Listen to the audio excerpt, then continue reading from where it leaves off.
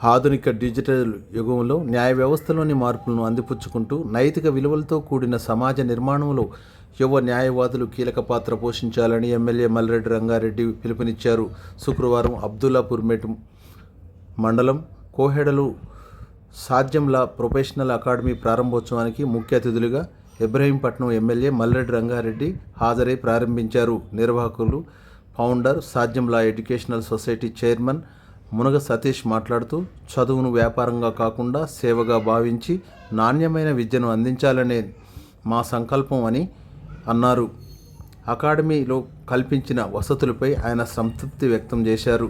అనంతరం MLA Malreddy రంగారెడ్డిని chairman మునగ సతీష్ శాలువతో ఘనంగా సన్మానించారు. ఇక్కడ విచ్చేసిన మా పాత్రికేయులు మా మీడియా పీపుల్ అండ్ విలేకరులు, సీనియర్ రిపోర్టర్లు అండ్ జర్నలిస్టులకి నా యొక్క వందనాలు. Satish Munuga, high court of Telangana and supreme court and నా ప్రాక్టీస్. నేను చిన్నప్పుడు చదువుకున్నప్పుడు లా కాలేజీలో 3 అంతస్తుల బిల్డింగ్లోనే కాలేజు అయిపోవాల్సి వచ్చింది. 3 సంవత్సరాల డిగ్రీ నాది. నాకు క్యాంటీన్ లేదు ఆ టైంలో. చదువుకున్నప్పుడు ఏమన్నా కావాలంటే ఒకరు చెప్పేవారు లేరు, ఒక కరెక్ట్ మార్గం లేదు నాకు. కానీ అడ్వకేట్ కావాలని కసి మాత్రం చాలా ఉండే. నేను బాగా ఒకవేళ అభివృద్ధి చెందిన రోజు, కొంచెం డబ్బు సమకూర్చుకున్న రోజున కాలేజ్ పెడితే ఇలా పెట్టాలని నేను 26 ఏళ్ల క్రితం కలగాని 26 ఏళ్ళ తర్వాత స్థాపించుకున్న ఈ న్యాయ కాలేజ్ అండి. ఇది సాధ్యంలా కాలేజ్. ఇది 3.5 ఎకరాలు ఎందుకు పెట్టడం జరిగిందంటే, మా పిల్లలకి ఇక్కడ స్పోర్ట్స్ ఉండాలి, మా కాలేజ్ పిల్లలకి ఇక్కడ స్పోర్ట్స్ క్లబ్ ఉండాలి, ఒక కోర్ట్ అంటూ రూమ్లో కాకుండా 3 కోర్ట్ హాలే ఉండాలి, వాళ్ళకి ప్రాథమిక వసతులు ఉండాలి, మంచి లాబీ ఉండాలి, మంచి క్యాంటీన్ ఉండాలి, హైజెనిక్ ఫుడ్ ఉండాలి, హైజెనిక్ స్టడీస్ ఉండాలని ఒక ఇండియన్ ఫేమస్ లైబ్రరీ తీసుకొస్తున్నాను. ఇప్పుడే మా గోగే నీరజ్ వచ్చిపోయాడు. అలాంటి లైబ్రరీ ఇక్కడ స్థాపించి అలాంటి విద్యార్థులను తయారు చేయడానికి ఇంత దూరం వచ్చి ఇక్కడ సాధ్యంలా కాలేజ్ పెట్టడం జరిగిందండి. ఈరోజు ఈ 5 జూన్ ఎందుకు ఓపెన్ చేశానంటే, 20వ తారీఖు నాడు మా మెయిన్స్కి వెళ్తున్న జడ్జులకి వాళ్ళకు కూడా ఒక అవకాశం ఇచ్చి ఫ్రీ కోచింగ్ ఇవ్వాలని ఈ ఇనాగ్రేషన్ కూడా వర్క్షాప్ కూడా పెట్టుకున్నాను.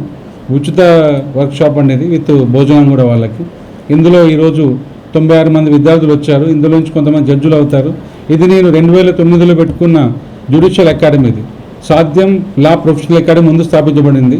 ఈ రోజుకి సుమారు 300 మంది పైన సివిల్ జడ్జులు ఉన్నారంటే తెలంగాణలో అది మా ఇన్స్టిట్యూట్ చదువుకున్న పిల్లలే అండి, గర్వంగా చెప్పుకోవచ్చు. అది వాళ్ళు ఇచ్చిన రేటింగ్ కూడా 5 out of 5 రేటింగ్ ఇచ్చారు గూగుల్లో. అలా ఒక చిన్న డ్రైవర్గా మొదలుపెట్టిన నా జీవితము, కారు తోలేవాడు కాలేజ్ కట్టి చూపించిండు. ఈరోజు కారు డ్రైవర్గా నేను మొదలుపెట్టాను నా ప్రయాణము. నాన్నగారు చిన్నప్పుడు చనిపోయారు. నాకు ఆ కార్ డిక్కీలో బుక్స్ పెట్టుకుని చదువుకొని లా కష్టపడి చేసి న్యాయవాది అయినాక ఈ న్యాయ సంస్థకి ఒక చైర్మన్ కాగలిగాను. ఇంతకు మించి నేను ఒకటే ఆనందం పంచుకుంటున్నాను మీతోనే.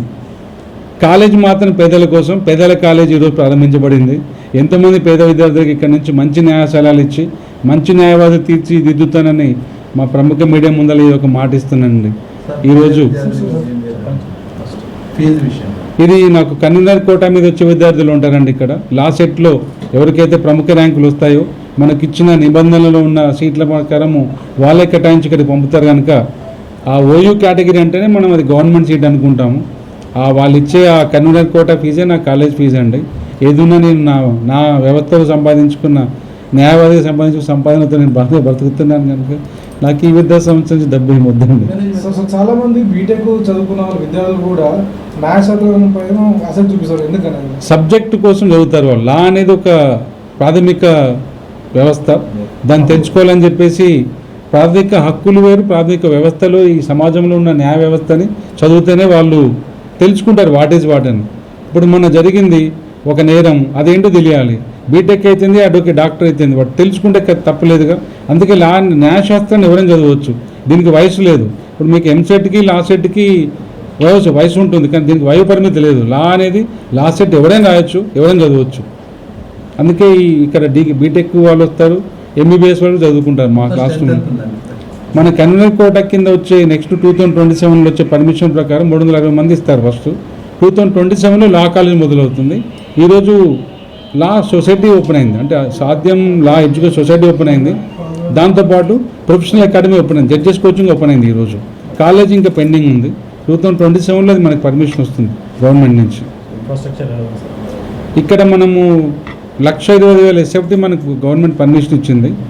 చాలా వ్యాస్ట్, అది ఒక న్యాయ కాలేజీ కాకుండా ఒక వ్యవస్థనే, ఒక యూనివర్సిటీనే పెట్టవచ్చు పిల్లలకి. అలాగే కడుతున్నాను. ఇప్పుడు ముందున్న 3 బ్లాక్లు కూడా లా విద్యార్థికి సంబంధించింది. లా బ్లాక్ G+4 ఇచ్చింది పర్మిషన్. తర్వాత స్పోర్ట్స్, తర్వాత ఇంకో G+3 హాస్టల్, ఇంకో G+3 హాస్టల్ ఫర్ గర్ల్స్. ఇక్కడ రెసిడెన్షియల్ క్యాంపస్ అనేది, అంటే వాడు ఇక్కడ ఉండి అడ్వకేట్ అయ్యి బయటికి పోవాలి, ఆర్ జడ్జ్ అయ్యి బయటికి పోవాలా.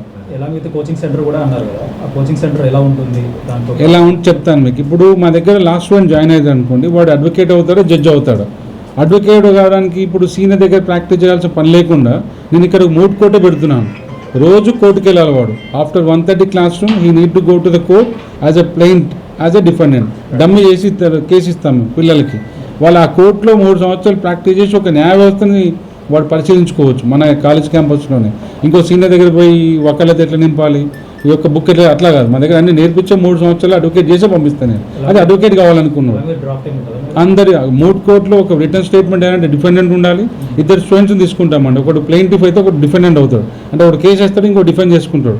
ఇది మా జడ్జి, ఎవరైతే రిటైర్డ్ జడ్జి ఉంటాడో మూడ్ కోర్టులో కూర్చోబెడతాం. ఎవ్రీడే ఉంటుంది కోర్టు, నెలకోసారి కదా ఎవ్రీడే కోర్టు ఉంటుంది. వాడు మా ఆఫీస్లో నేర్చుకుంటారు ఇప్పుడు మా జూనియర్లు. ఆ కర్మ వాడికి అవసరం ఇక్కడ మా కాలేజ్ నేర్పిస్తాను నేను. అదే ప్రామిస్ సాధ్యంది. రెండవది జడ్జి కావాలనుకోండి, 3 సంవత్సరాలు సీనియారిటీ ఉండాలని పెట్టిర్రు నిబంధన ఇప్పుడు సుప్రీంకోర్టు వారు. సో 3 సంవత్సరాల తర్వాత వాడు ఎవడైనా ఇక్కడ జడ్జి కావాలని వస్తే ఇది చాలా మంచి పేరున్న వ్యవస్థ అండి, ఇన్స్టిట్యూట్ అండి. ఇది జడ్జెస్కి మంచి అడ్డా, ఇది తయారు చేసి పంపిస్తాను నేను. ఇది MBA BBA బిజినెస్ స్కూల్. ఇప్పుడు ఆర్ట్ స్టడీ చేసిన ఈ MSc CEC పిల్లలకి లైఫ్ ఉండట్లేదు. మన క్యాంపస్లో ఏంది, ఒక CEC MSc ఇంటర్ చదువుకున్న పిల్లగాడు BBA చేసుకోవచ్చు, BCom చేసుకోవచ్చు, MBA చేసుకోవచ్చు, MCom చేసుకోవచ్చు, లేదా లా డిగ్రీ చేసుకోవచ్చు. సో ఏదైనా ఒక ఆర్ట్స్ క్యాంపస్ ఇది. సో దాంతోపాటు నెక్స్ట్ ఇందులో ఇప్పుడు చైతన్య నారాయణ వాళ్ళే కార్పొరేట్ కాలేజ్ పెట్టాలన్నా, ఒక పేదోడు కార్పొరేట్ ఆర్ట్స్ కాలేజ్ పెట్టవద్దా? అది నా నా నా కోరిక ఇది. దాంట్లో నుంచి మళ్ళీ లాకి చిన్నప్పటి నుంచి చూస్తున్న medical campus Chaitanya, BTech campus Narayana, న్యాయశాస్త్రం క్యాంపస్ సాధ్యం కావాలి. కానీ అది పేదోళ్ళది కావాలి. దీన్ని అమ్ముకోవడానికి కాదు, చదువుకోవడానికి అయితే ఇది ప్లేస్ అండి. లా విద్యార్థులకు మీరు ఏం చెప్పాలి? సాధ్యం అనే పేరులో నథింగ్ ఈజ్ ఇంపాసిబుల్ ఉంది కదండి. ఒక పేదోడిని నేనే కాలేజీ కట్టినప్పుడు ఒక విద్యార్థి వాళ్ళ కుటుంబం చూసుకోలేడా? ప్రతి ఒక్కరి కుటుంబం బాగుండాలి. నా వ్యవస్థలో చదువుకున్న ప్రతి విద్యార్థి కుటుంబం బాగుండాలి. కుటుంబ వ్యవస్థ బాగుంటే సమాజం బాగుంటుంది. మెయిన్ కుటుంబాలు చదువుకున్నాడు, సాధ్యం చెల్లినోడు మాత్రం తప్పు చేయడు. అది మాత్రం నేను ప్రామిస్తో చెప్తున్నాను మీకు. సార్ ఒక విషయం ఏంటంటే, మీరు సుప్రీంకోర్టు లెవెల్లో ఉన్నారు కదా, సో మీరు స్టూడెంట్స్కి ఇప్పుడు పాస్ అవుట్ అయిన వాళ్ళకి సజెషన్స్ ఏంటి, ఇలా ఏం చదువుకోవాలంటే మెయిన్ మనకి అన్నీ ఉన్నాయండి. సెమిస్టర్లో ఉన్న సబ్జెక్టులు అన్నీ ఉన్నాయి. ఈ లా కాలేజ్ అనగానే ఎప్పుడో నెలకి వారానికి ఒకసారి పోయి వస్తుంటారు. కానీ అది కాకుండా రోజు ఒక విద్యార్థి కళాశాలకి వెళ్ళి, ఏ కాలేజ్ అయినా పర్లేదు, అక్కడ ఉన్న బుక్స్ చదువుకుంటే చాలండి, వాడు ఆటోమేటిక్గా న్యాయ వ్యవస్థకి మంచి అడ్వకేట్ అవుతాడు. ప్రతి సెక్షన్ బాగా చదువుకోవాలి. Section is life, simple. Every section is life for advocate. Constitution అనేది కాదు, IPS లైఫే, CRPC లైఫే. సెక్షన్ మీద గ్రిప్ ఉంటేనే మంచి న్యాయవాది అవుతారని నేను నమ్ముకుంటున్నాను.